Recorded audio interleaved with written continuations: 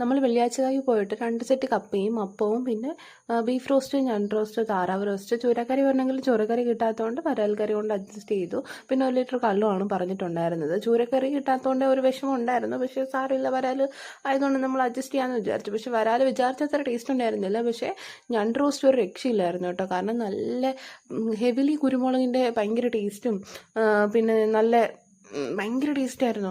Beef roast അതേപോലെ അടിപൊളിയായിരുന്നു. താറാവ് റോസ്റ്റും എല്ലാം ഓക്കെ ആയിരുന്നു. പക്ഷേ നമുക്ക് ഫിഷ് കറി മാത്രമാണ് ആകെ ഒരു എന്താ വിഷമം പോലെ ഉണ്ടായിരുന്നത്. ഞണ്ട് റോസ്റ്റ് ഒരു രക്ഷയില്ലാത്തതെന്ന് പറഞ്ഞു കഴിഞ്ഞാൽ നല്ല കുരുമുളക് നല്ല എരിഞ്ഞിങ്ങനെ ഇറങ്ങുന്നുണ്ടായിരുന്നു. പിന്നെ അതിൻ്റെ കൂട്ടത്തിലായിക്കോട്ടെ എന്ന് വെച്ചിട്ടാണ് നമ്മൾ 1 ലിറ്റർ കള്ള് പറഞ്ഞത്. കള്ള് പക്ഷേ നമ്മൾ സാധാരണ ആലപ്പുഴയിൽ നിന്ന് കഴിക്കുന്ന പോലെ എനിക്കിഷ്ടമായില്ല. കാരണം അറിയത്തില്ല അവിടുത്തെ കള്ളൊക്കെ എങ്ങനെയാണെന്നുള്ളത് അറിയത്തില്ല. ഞാനൊരു ആലപ്പുഴക്കാരി ആയതുകൊണ്ടാവാം എനിക്ക് അത്ര വലിയതായിട്ട് കള്ള് ഇഷ്ടപ്പെട്ടില്ല. പക്ഷേ ഫുഡെല്ലാം ഓക്കെ ആയിരുന്നു. അപ്പോൾ ഈ ഒരു വീഡിയോ ഇത്രയേ ഉള്ളൂ. Okay, tata bye bye, see you again.